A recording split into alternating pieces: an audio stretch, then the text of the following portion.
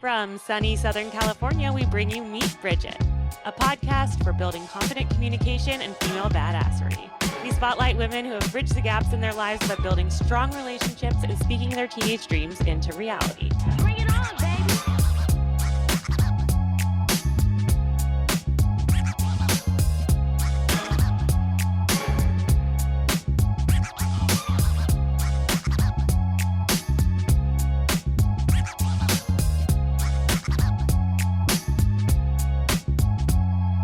What we've got here is failure to communicate. Welcome back to Meet Bridget, Season 5. I'm Keshiia Rosenberg, and I co-host this show alongside my best friend and Meet Bridget founder, Asha Gabriel. Our show is a giant library of career and life path options for young women to relate to. By sharing the honest and unfiltered teenage stories of a diverse array of successful women, we really have created this incredible community. We believe true confidence begins with self-trust, and that deepens through authentic community. By revisiting the stories and lessons of our formative years, Meet Bridget creates a space where women across all ages and stages of life can connect, reflect, and find common ground. I am so excited today to welcome celebrity stylist, educator, and the visionary behind the Flamingo Lounge salons in Los Angeles and New York City, Jessica Ruby. Celebrated for her fearless editorial cuts and high-impact color transformations, Jessica has worked with icons like Lana Del Rey, David Byrne, St. Vincent, Sufjan Stevens, Meg Myers, and the rising pop-punk band Honey Revenge, just to name a few. Her salons double as creative havens. They're part Y2K dreamscape, part modern atelier where hair, music, and self-expression seamlessly collide. I am so excited to have you on the show. Thank you so much for joining us. I cannot wait to share your story with our audience. So welcome. Thank you. I'm so happy to be here. I would love to start out talking a little bit about this vibrant career that you've made for yourself. I mean, anyone watching on our YouTube can see that you are all energy. Like, I love the bright red. I love the teeth gems. I love like the matching the lipstick to the shirt and the makeup. It's just, I'm living for it. So you are the proud founder and owner of the Flamingo Lounge. So tell us a little bit about that. It's such a distinctive, creative vibe. What drew you to that? What helped you create it? What's your what is it about hair that, using it as a medium for your favorite form of self-expression? Like, how has that unfolded? Oh my God, thank you. That was just such nice compliments, and I'm so happy to be on the show. And yeah, I'm so grateful that I'm a hairdresser and that I've been put on this path. I started at a really young age. I have a family of hairdressers in New York, and I always was into doing hair and makeup when I was younger. And I definitely loved Lisa Frank and have just always, as a child, been so obsessed with Light Bright. Yeah. I, always a unicorn pink rainbow. Like, it's definitely authentic. Just all the colors. It totally Oh, makes sense too, because like anyone that goes to your pages or steps foot into your salons, like right away, you nailed it. Like you totally get the Lisa Frank, like mermaid unicorn vibe. Like it's just so fun and so bright and pop and punk, like all at the same time. I like to say that I'm the Betsy Johnson of hair salons. Yes, yes, that's yes, But nailed it. but yeah, so I started at a very young age at 17. I moved to New York when I was 17 and went to hair school, Hmm. and I just fell in love with the salon life Yeah. and just really started at a salon that you had to go through a 4-year training Hmm. program and find 4 models a week on the street Oh my and gosh. just immersed myself into that life. And yeah, I mean, there's such a long story of how I got here, but it's really I can't wait to get into it. Tell me more, in your words about Flamingo Lounge and the space you've created. It's really, I feel like when you look at it, when you read about it, when you experience it, it's so much more than just like a hair salon or just like a place to get styled. Like I feel like you've Yep. really created like a cultural haven. I'd love for you to talk a little bit about the salon, your ethos, like tell us a little bit about your day to day and what you do and why. Okay, so I created the Flamingo Lounge in 2015, and I just naturally have always been a community person, Mhm. and I just love connecting people with each other. It's just like Mhm. something I kind of get high off of. And Yes. so naturally, when I opened up my first studio in New York, really small, but we would have pop-ups just to bring Mhm. community together. And it would just always be an ongoing joke that like you make friends when you come to the Flamingo Lounge. Yeah. And that's what it is. That's what it's all about. Like, I just wanted this safe space for people to come. And I just, again, like, I just love making new friends and making connections and bringing people together. And that's what the Flamingo Lounge is. And then everything that you see aesthetic wise Mhm. and just all of that is like the inside of my brain and just like Just that. David Lynch, Yeah. just David Lynch meets Betsy Johnson meets just this Y2K wonderland. Lots of traveling. I've traveled a lot. So, like, inspired by different places I've Yeah. been and just like different art movements. Mhm. But my husband is a carpenter and I designed it, but I wanted each room.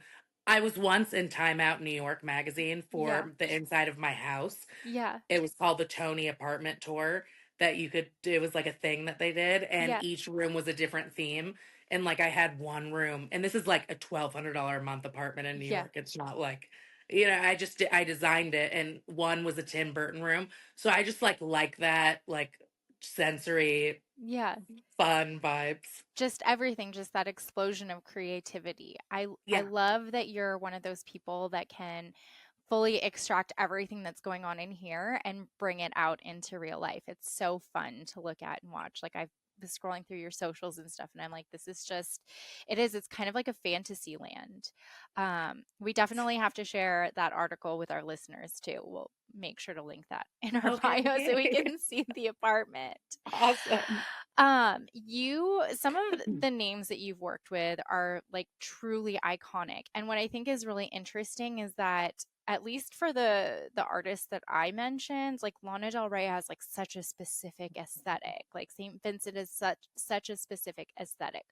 It Yeah. might be slightly different from yours, but how do you like help translate those ideas from like idea into fruition and like really honor like a person's artistic appeal? I think that a lot of it has to do with too the spaces you're creating and the kind Mhm. of visions that you have align. Like some of those artists like were friends of mine and Mm. just like the paths that we were on, like for example, Lana Del Rey, Mhm. she was one of my first clients in New York, and I did a whole presentation for my final presentation for Twin Peaks, and it was just like very like David Lynch, like Yeah. 1950s. Do you know what I'm saying? Like Yeah. everything that you see Lana Del Rey do. It was So like our ethereal. Yeah. inspiration collab. Yep. Just Mhm. like that Marilyn Monroe. Like I remember she had a long cigarette. I got everyone the long cigarette holders. And I truly feel that like attracts like, and so Mhm. what you put out there is what you're gonna get. So I just kind of always attracted musicians in general. Like I love music, and I just that whole vibe, I love it. I love it. What has been one of like your most favorite transformations or like your favorite moment in styling or like what's like if not a specific favorite moment, then what is one of your favorite things to do as a stylist and as a hairdresser? I love that question. Thank you. I I feel like, growing up in New York and just being in the early 2000s, that whole movement of like the yeah, yeah, yeahs and Mhm. just the 90s, 2000s razor shag that's like trending right now. Yeah. But we've been doing that in New York for 20 years. That has been my thing because I've lived that. And Mhm. also, all of my clients rock that. I still go back to New York every 6 weeks to do my clients. But I feel like also just being around a lot of creative people and musicians, I've constantly always done fun, colorful hair. Obviously, you could tell by the way the salon looks. Yeah. But when I moved to Los Angeles, I did this one artist's hair and it totally went viral. It was just really simple collaboration that we had together and an idea, but it Mhm. went like so viral, like blew off the internet. Like we got on the Drew Barrymore show, we got into Allure magazine, we got into everything. So that is my favorite creation, and I've done it like it's what I'm known for, and I just love it. It's called a two-tone mullet. And so it's like white and pink, and then it's like choppy and Yeah. textured razor cut, and it's just so fun to do those pops and placements and see that like your everyday person wants to like have a little color in their hair, and it's Yeah, something just that that anybody. self-expression. I Yeah. love it. One of my favorite haircuts and like coloring that you've done recently was the girl with like sort of like a faux mullet. I don't know what it's kind of like that like Joan Jett looking like razor cut kind of, but her hair was literally like the most vibrant scarlet red into like hot pink. And I was like, that Yes. looks so cool. Yes. Those are so So, fun. so fun. I don't even know how, like, you're a master because I have naturally dark hair. And so, like, I know what it takes to, like, process hair up enough just to be able to get color to stick a little bit. So, when you're looking at somebody with, like, a vibrant pink or a vibrant red or a vibrant purple, like, I don't know if most people know like what it takes to actually get there without like fully destroying a person's head. Like it's I work. know. You It's have to work. really be good at it. Yes. And Other also too, like I feel so lucky that Mhm. people trust me to do that, because doing those transformations all day are so fun. Yeah, yeah. So do you spend most of your time like as a founder and you have work in two different major cities? You mentioned you Yeah. go back and forth like every 6 weeks. So Yeah. are you mostly like managing the salons? Are you doing hair every day? Like is it a mixture of both? Like tell me a little bit about like the day-to-day gauntlet. So I'm doing hair in both places, hardcore, Oh my gosh. and just Flamingo Lounge LA is my fourth baby. I have three kids. Oh. Sorry. And that is just literally, I built that out of my backyard where we Hmm. used to live in Hollywood from literally nothing. And my husband and I built it from nothing. And so it's just been, yeah, it's my baby, and I'm working there full time, and I'm really grateful. I have strong group of women around me right now, but we have three hairstylists, a tattoo artist, and a tooth gem artist Hmm. now.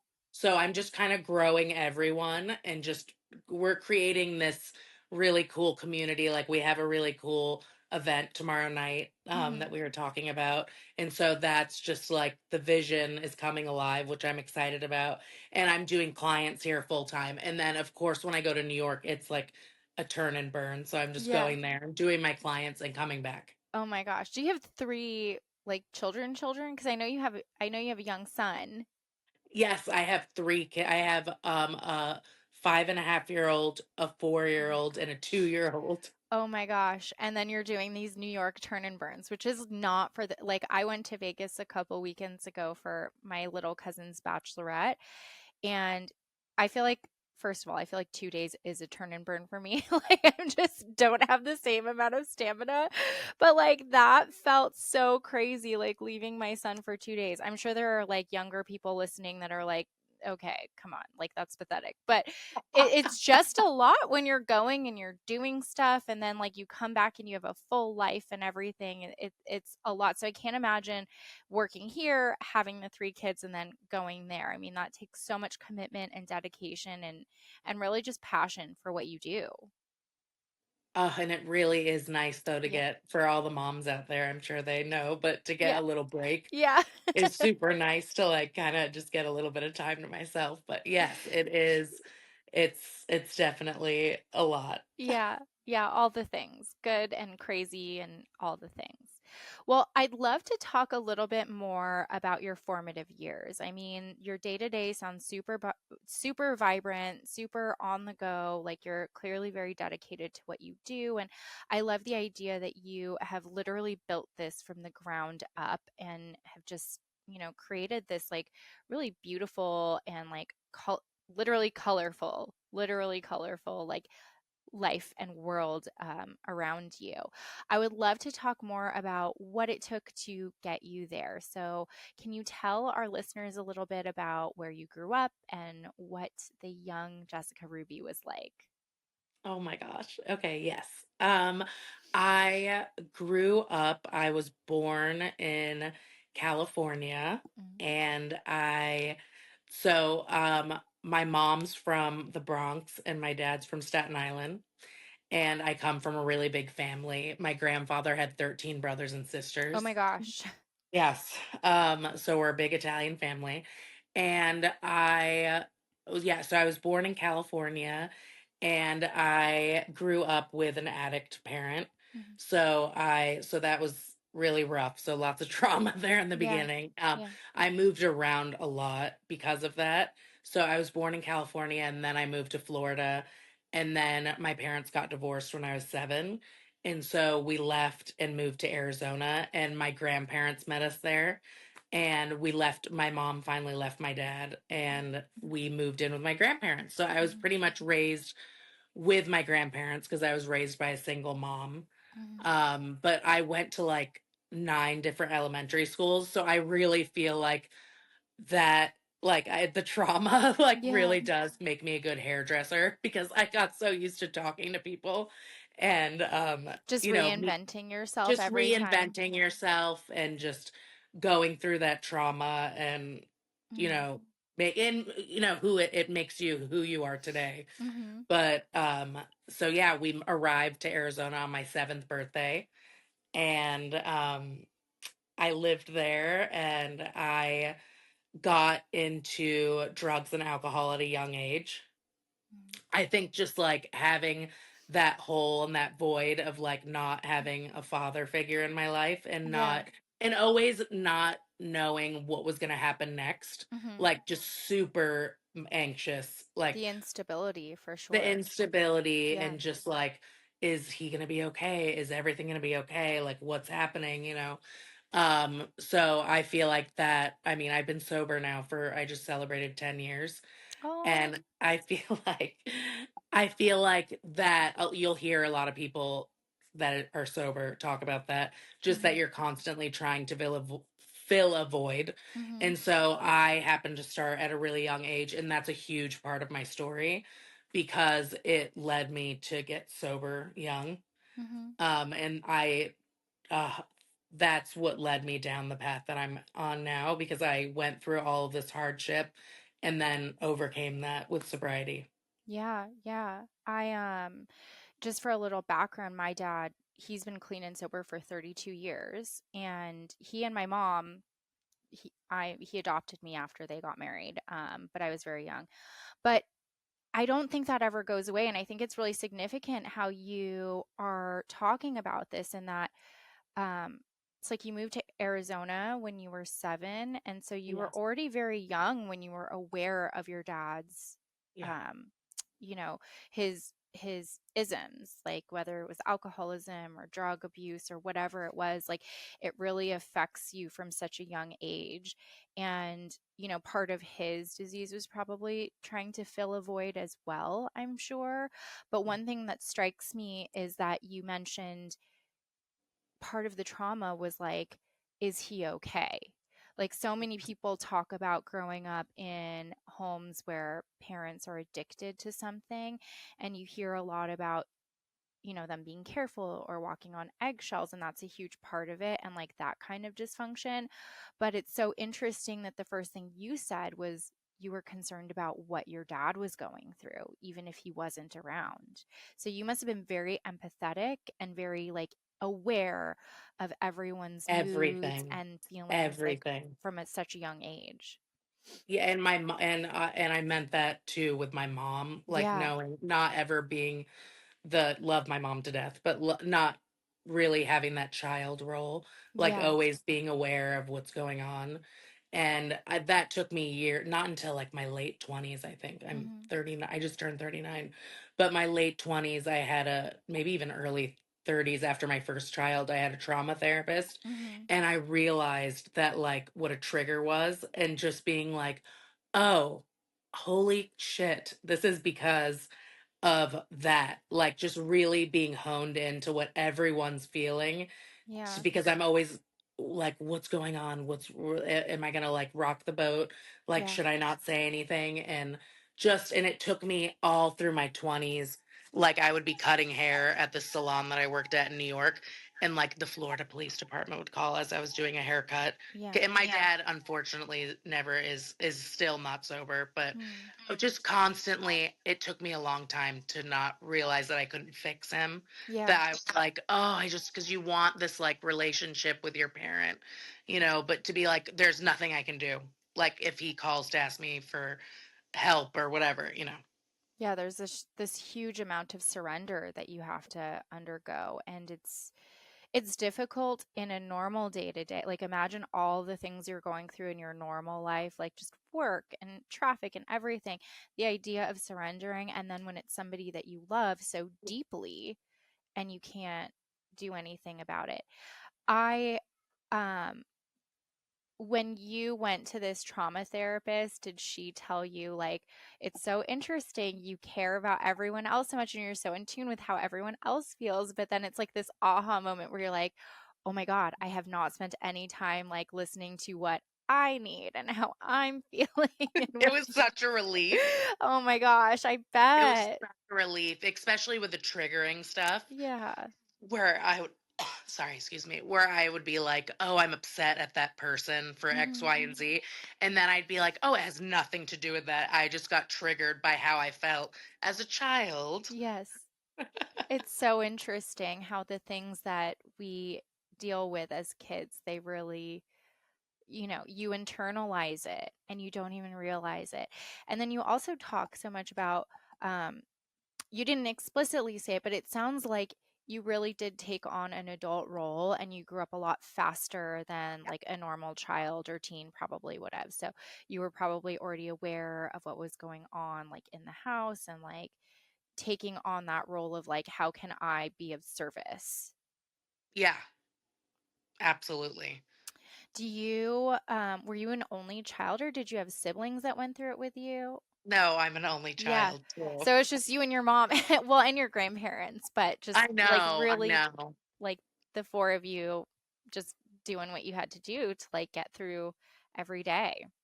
Yeah, we lived with my grandparents until I was like 11, and then Hmm. my mom got some sort of like government grant for like first time single mom Hmm. owners, and so we moved out and got our own condo.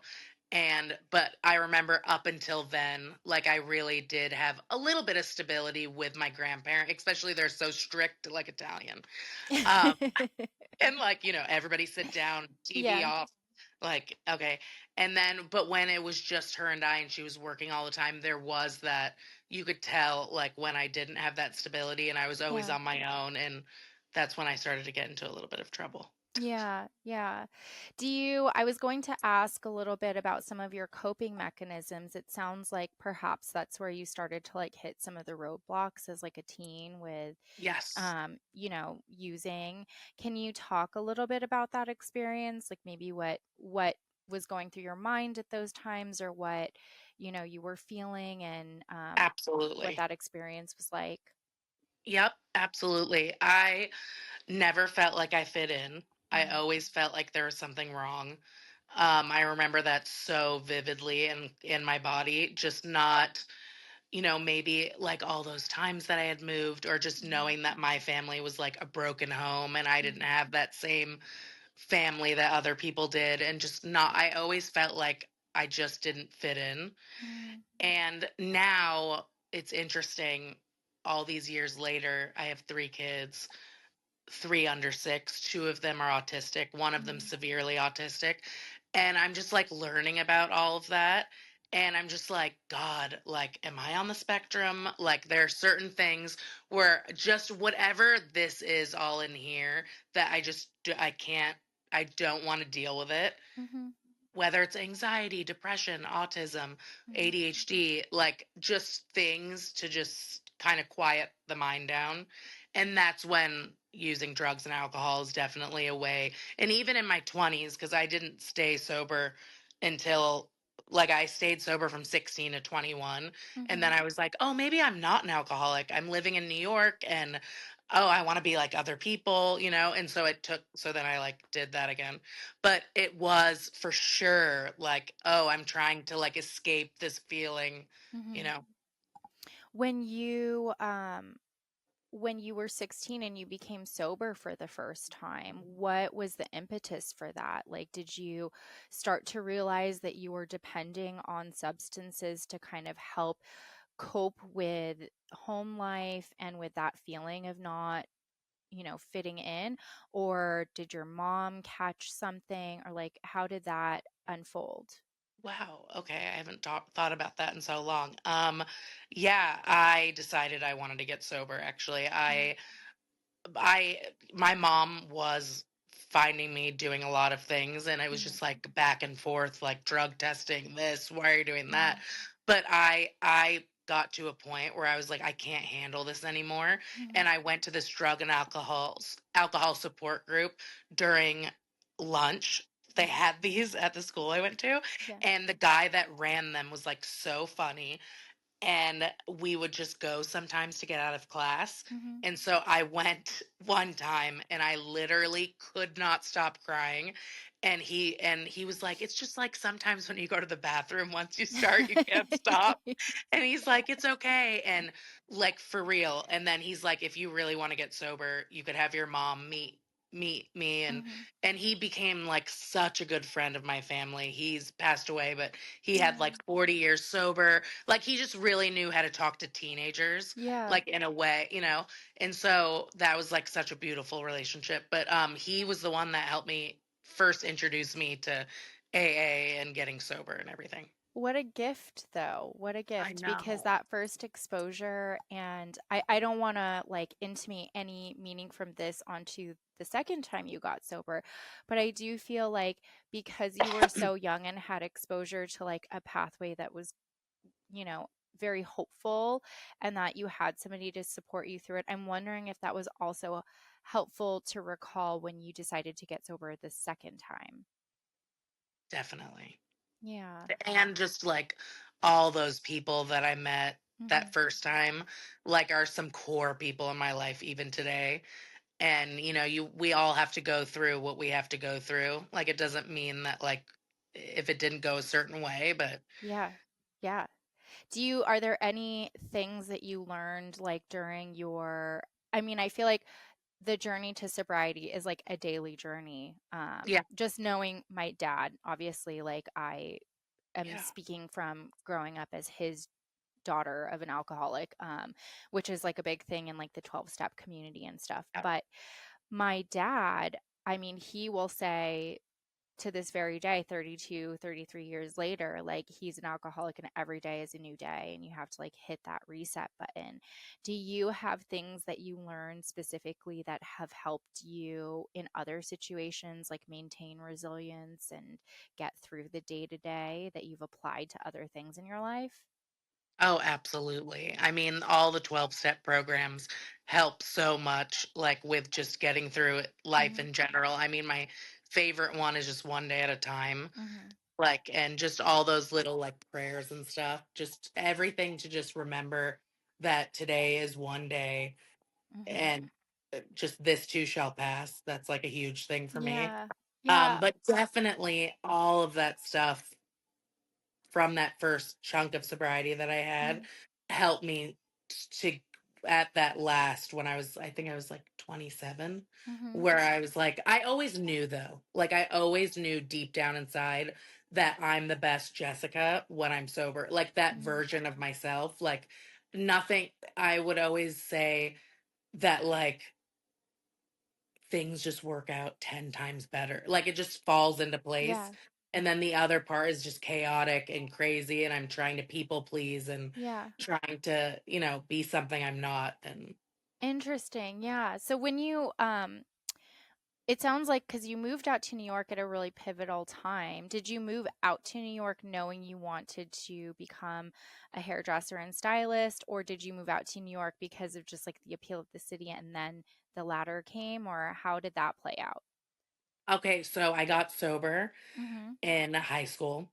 I Mhm. got sober and that when I met that guy John and Obama and Macklemore made a documentary about um the opioid crisis. I don't know if you remember that. I kind But of do. I haven't thought about it in a really long time, but I kind okay, of do. so that when I got sober is when Mhm. the opioid crisis started. Mhm. And so when I got sober in Arizona, all of my friends were dying from heroin Oh my and I God. just didn't want to be there. Like I was like I don't not that I wanted to use, but I was like I don't want to be around this. And so he told my mom of his friend Dave Mhm. who had a program outside of Philly Mhm. where it was for like kids in high school to go and basically like it's an outpatient program, but you can live in other families' houses Mhm. and get sober and finish out high school through basically like a homeschool through his program. Mhm. So my mom was like, "Sure, is that what you want to do? Fine." Like I can't believe that Yeah. but I'm so grateful for it, and I did, and I flew across the country, and I had never seen snow really like that. I was like, "What?" It was Halloween, and so I was 16. I lived there for a year and a half. And on the weekends, my friends and I would go to New York, but my family's from there, so I grew Yeah. up going there. But I went because I was living outside of Philly. I knew I wanted to live there. I already knew I wanted to do hair Mhm. at a young age, maybe not like right away, but that's what led me to New York. I went there to go to hair school in Union Square Mhm. and I just moved there. Yeah. I love Did you have family that you could visit on the weekends too? No. No, I wasn't really close to them at that point. No, we would just go for the day and drive back. Yeah, that takes so much bravery, I think, like the idea of moving across the country, but I can see how it's all unfolding and how, you had this really pivotal person who just helped guide the way for you to establish a life on the East Coast. And I feel like some of that bravery really comes from, that moving around and having to be an adult at such an early age. And, thankfully your mom sounds like she was very supportive, but also just, God bless her, like trusted that you would be okay at 16. Seriously. Oh my goodness. Which probably also, again, speaks to how adult you probably were in her eyes because, like most parents, they look at their kids and they kind of know what they're capable of. Um, She so, did follow me around though after. Don't get yeah. that twisted. She did. She ended up moving to the East Coast again. She could never be too far from me. Yeah. Yeah. Well, that's really sweet. I feel Yes. like I joke that my son's going to live at home until he's like 35. I love that. He won't. It Stop. just Don't it even just talk about that. it I just can't goes even so picture it. fast. It just goes so I know. fast, right? Like it's like Yes. my gosh. Well, I can't even imagine with like a 5-year-old and like toddlers. It's crazy. So, okay, so you moved to New York, you decide to become a hairdresser. I think it's really interesting when you talk about like, try it almost to me when you talk about trying like drugs and alcohol again, it almost to me sounds more like you're trying to figure out what was safe as a boundary for yourself versus what wasn't safe and like just figuring that out. And I feel like a lot of people in their 20s go through a stage where um you know there it's not like there's a right decision or a wrong decision necessarily, but it's like how am I going to navigate my boundaries and my foundation and like where my fences should be. Do you feel like that's accurate, or like do you feel like you were just trying to figure it out or just have fun and like figure out what life was going to look like? Like let's talk a little bit about that time, like where you were setting up your foundation for like your career and the rest of your life. Oh, in New York? Yeah. Oh God. I was sober and Yeah. I was just moved to New I was so like type A and just Mhm. like totally like I have to do everything by the book, everything perfect. Like, I just was yeah, I think also too, like growing up with a mom who struggled a lot, Mhm. I never wanted to do that, and I just really want, and also with a job that she didn't like, I wanted to be in a field that was creative and good, and so I knew at a young age that like I wanted to just hone in on that craft and do the best that I could. And, Mhm. I think with sobriety too, and the people I was surrounding myself with, it helped me realize that, well, I have to get a good training then. And Mhm. so I just immediately was working at Starbucks and did this 4-year training program. Through Starbucks? No, I worked Starbucks through school, and Mhm. then once I finished school, I started at a salon, and I went through a 4-year training program. Oh, wow. So after you got through the program, like, did you just start right away, or like, how does that work? Do you have to like build up a client list? Like, what did So that look you don't really start taking clients until year 2. like? Hmm. So you're working 40 hours a week. Oh my gosh. Um in the Yeah. morning you do your class 4 times a week. So Yeah. you have to go on the street and find 4 models and then do your class in the morning and then assist your stylist after. And so that's how you learn how to do hair. Okay, so can you tell me how in busy New York City where people are like notorious for just being like, I'm doing what I need to do, like, how did you pitch people to like let you do their hair as a student? Okay, do you want me to tell you what I did? Yeah. Hi, my name's Jessica, and I work for a guy who's on What Not to Wear. And I was wondering if I could cut your hair. I need a model for class. Honestly, my boss was on the show What Not to Wear, Yeah. and it was really popular at the time, and Yeah. people were so obsessed with him. And it did just like help, and he would tell us to do that too. But yeah, there's a lot of people in New York who can't afford haircuts, Hmm. and it was a $25 haircut. And so I would say I'm getting taught by the best hairdressers in Europe and America. So will you take me up on this? And I think you just have to have like an outgoing, fun personality anyway. You have to do that. Like Yeah. to be a hairdresser, you have to be able to talk to people. Yeah, for sure. That's it's so funny. I don't know that. Well, I guess now as an adult, I think like when I think about going out onto the street and like propositioning people for things, it always makes me feel like, you get that like little, Oh, at least I do, but the more you practice it, the easier it is. Or no, like I you was just terrified for the first time. I was like, I hate my life. And if you didn't have a model, you'd have to go and get one. Like go out and try. And then it'd be like, oh my God, I'd go get an Oh iced coffee no. and just like feel like I Oh, have to do this. oh I love this gosh. job. I have to have this job. It's like the devil wears Prada Yeah. Was there ever a time where you questioned what you were doing or like questioned all whether the it was time. right for you? All the time. I was so Oh my God, are you kidding me? I think that that's what makes people good though, is Really? because I've been teaching for 20 years Yeah. as well, and I always tell people that like if you care, it means you care. Like if you're afraid to get up in front of people and talk, it means that you care. And I would be, yes, it's terrifying learning how to cut hair. Actually, Like I that's a thought I was fantastic way to talk, like to conceptualize it. It's true. It's like if I didn't care, I mean, because I've seen people not care. Yeah. I'm like, damn, you just don't care. Like, I don't want you cutting my hair. Like, I've seen people and they just are like not into it. And it's like Hmm. some people just aren't meant to be doing that stuff, and that's fine. But I feel like if you do care, it shows that you're worried. You want to get the sectioning right. Yeah. Yeah. All the little details, the things I know nothing about. It's hard.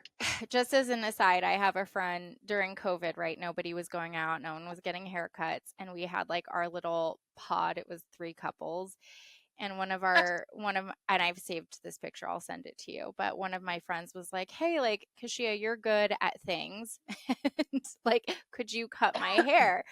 And so like I had been trimming my own hair, I'd been trimming Kevin's hair, but like trimming long hair that doesn't really have a style is very different than cutting somebody's hair like that normally gets like a buzz cut or like uses a razor or like has like the gradations or whatever you call it.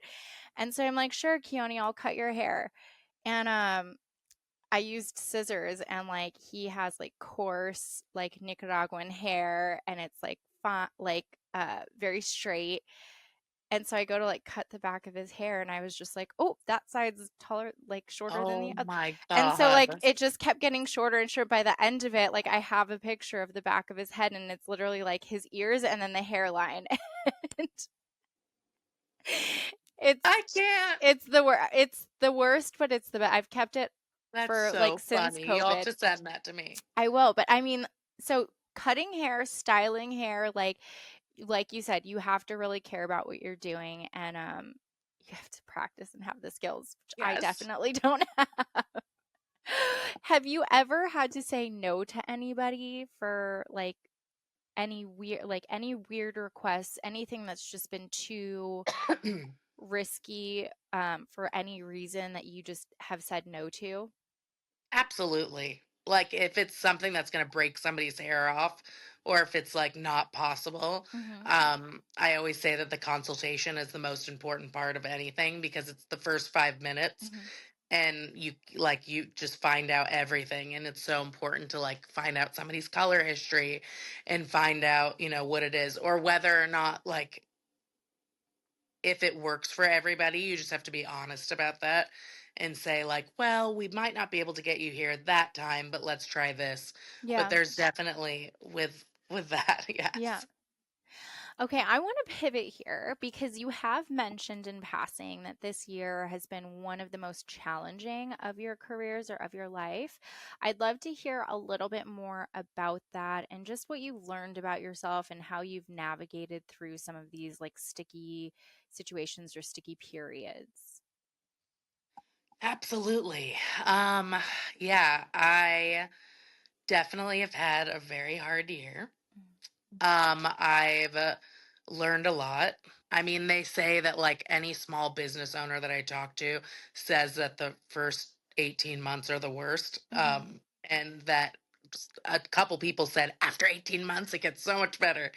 But I definitely have learned a lot. Mm-hmm. I've learned, I think that I just hired the wrong people Mm-hmm. and got really excited about opening up a salon and just can tend to see the best in people, and that's kind of always something that I've struggled with.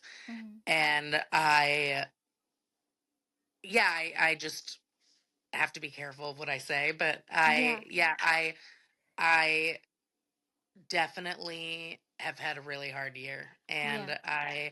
I can't say everything, but I will say I'm 100% okay with talking about how cancel culture is not okay, and it's Mm-hmm. really been really bad on my mental health, Mm-hmm. and it's been extremely hard, and it's not okay, and I feel so bad for anybody who's been through stuff like this. Mm-hmm. And I cannot believe how I've pushed through this, and I thank God for the people in my life and my friends and family and my Mm-hmm. clients, because certain individuals literally and still currently are trying to end my career and everything about me and make insane videos about me all day long, and it's terrifying and it's horrible and I don't wish it upon anyone. Yeah. Yeah. Yeah, and I think it's a real thing, and I wish more people would talk about it, especially with cyberbullying.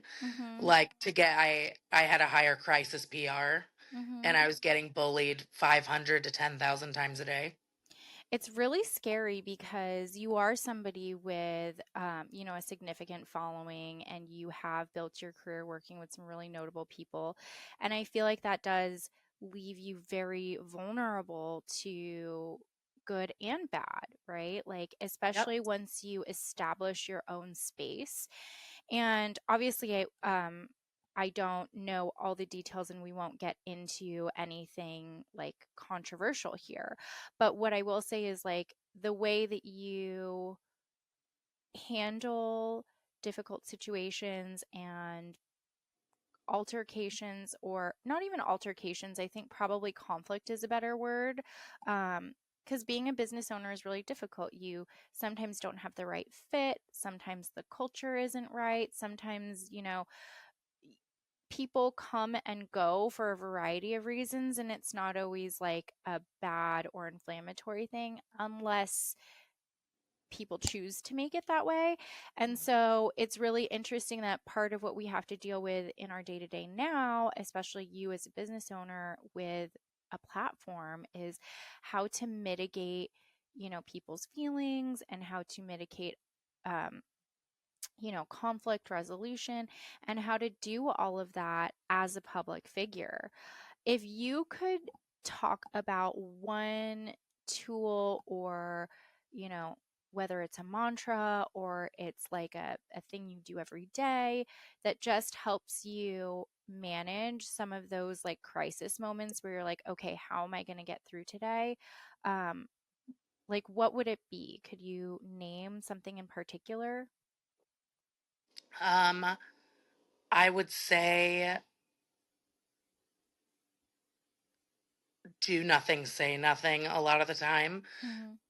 I know that if I look at it from a perspective of like a celebrity, or if Mm-hmm. you watch what people do, I feel like it is the best way to go about things because the trolls and the haters and all those people feed off of negativity. Mm-hmm. And so I feel that even though it's hard, like I got fat shamed probably 10 times today, Mm-hmm. um, it's still never going to end up better. Do you know what I mean? Mm-hmm. Like I can do everything behind closed doors, take care of legal matters, whatever I need to do. But as far as like the internet goes, because I Mm-hmm. am a public figure and because we have a big name and because we have a lot of people coming in, like it is terrifying when people are harassing my clientele. Mm-hmm. Mm-hmm. Like, and you want to, and I remember one of my celebrity clients told me that there's nothing worse than feeling like you don't have a voice. Mm-hmm. And I think that that's what's been so terrible is that like I'm not just making one of those videos like, Yeah. and this, blah, blah, blah, blah, and it's like, I'm not doing that. It's what people, it's fueling the fire. It's going to get taken out of context. Mm-hmm. And I feel like that's the hardest thing is to feel like you don't have any voice. Mm-hmm. And it's scary. The internet's scary. It's like it feels like it's whatever. It's also just, it's so interesting too, because even though social media is very social and you do end up connecting with quite a few people, like I'm sure the fans outweigh the bad tenfold, but you don't know everybody personally. And I think it's a really interesting time to be alive where, most of the interface that we're having with people is behind screens. It's very, very different than like how we grew up. Like, we came up during Lisa Frank when you're literally collecting stickers and like putting them together in a sticker book with your friends or like going outside and playing until like the street lights come on. I mean, like on the good days, not to discount like the days where like things are disorganized and crazy, but to a certain extent, like that type of like in-person magic doesn't exist in the same way Yeah. anymore. And Yeah. so the internet does and can be a very cruel and cold place if you let it. But I really applaud you for, like you said, even in these really difficult times when you hear these things that are very hard to hear, not engaging and just maintaining a sense of peace like in your real life by not fueling the fire. Yeah. Thank you. Yeah, absolutely. I feel like you are somebody who's lived through so much reinvention. I mean, between the moving, between, growing up so quickly to going from basically being bi-coastal, like you went from California and Arizona to like snowy East Coast and vibrant New York. It's a totally different animal. When you look back on that, what threads of like self-trust and creativity have really remained a constant for you?